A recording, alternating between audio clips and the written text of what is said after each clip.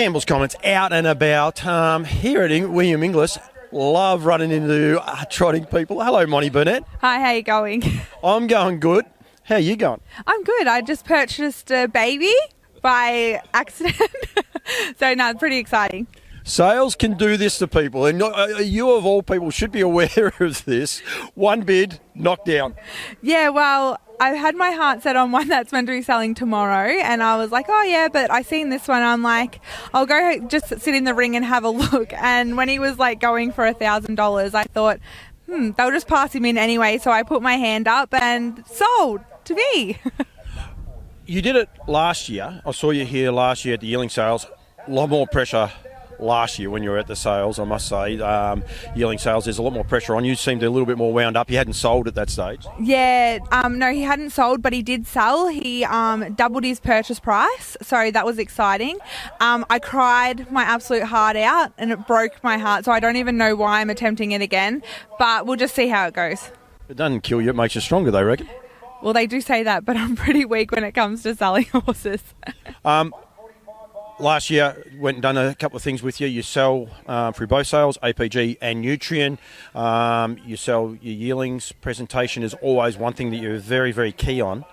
Here at Inglis today, weanling sale, standard people, like, they need to come here. The presentation from these farms is next level, isn't it? Yeah, no, it's crazy. And especially presenting these fluffy little babies, it's a whole new world here, and I actually love coming for the experience. I'm actually working for Daisy Hill today, and you just learn that little extra things, which is good. It's actually sad. Daisy Hill is a trotting brand name that's now more commonly known for the thoroughbreds. Yeah, no, they are.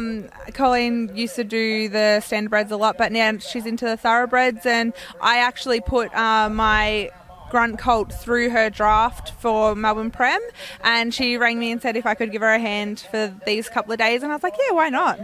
So how many does Daisy Hill have? So we have 5 weanlings and 8 broodmares. 4 have gone through the ring, 3 sold, 1 passed in, and the rest are selling tomorrow.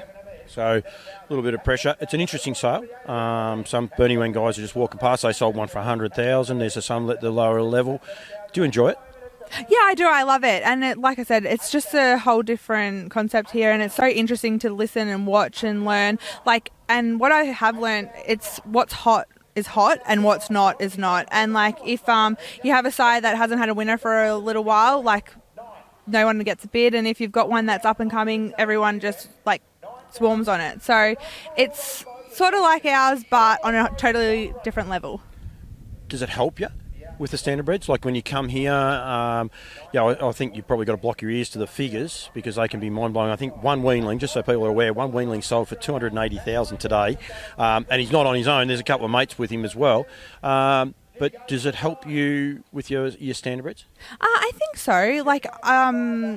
Just in different ways though. These guys, they put a lot more work into them, as in, they actually lunge and put so much effort. We work ours, but jogger, things like that, try and muscle train. But these guys actually strive to have full muscle, racehorse ready sort of horses. And then you sort of think, well, maybe do we need to strive to be a bit more like that? So just little things that you sort of pick up along the way, and you hear people talk what they do and what they don't do. So it always helps.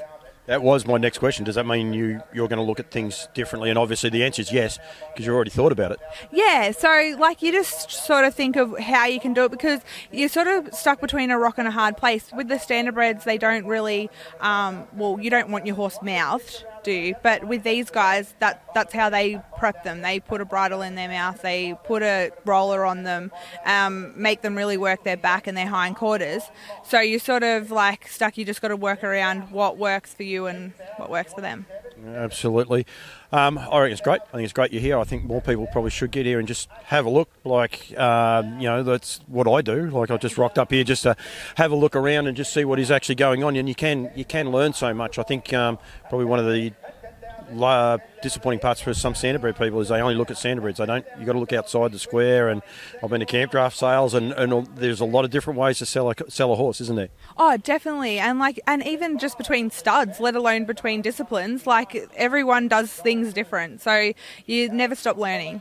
Don't indeed. Joshy's going good. He's driving winners for me, and I haven't seen him, so I've got to say well done to Joshy. He's home working, though, I gather, and do you ring him and say to him, you just spurred a horse, or you don't tell him? I say he actually sent me a message saying, have you put your hand up yet? And I said, as a matter of fact, I just did. And he goes, you're kidding. And I was like, no, I brought one, but I rang my mum as well. And last time I rang her, I spent a little bit more than I did today. And she's like, oh my God, what are you spending that much money for? So when I told her what I spent today, she was like, that's okay, no worries. I was like, that's all right. So could possibly buy another one, yeah. That was my next question. Are you going to chance your arm and go back into the ring? And the answer is maybe. Yeah, definitely maybe, but I might wait till tomorrow. Very, very good, Moni. Well done. Thanks for catching up with me for 5 minutes. And good to see you here. And Joshy, yeah, well done. Thank you. Because I don't think I'm going to see him. So I might as well just say it this way. So thank you very much, Mons. Thank you. Great stuff.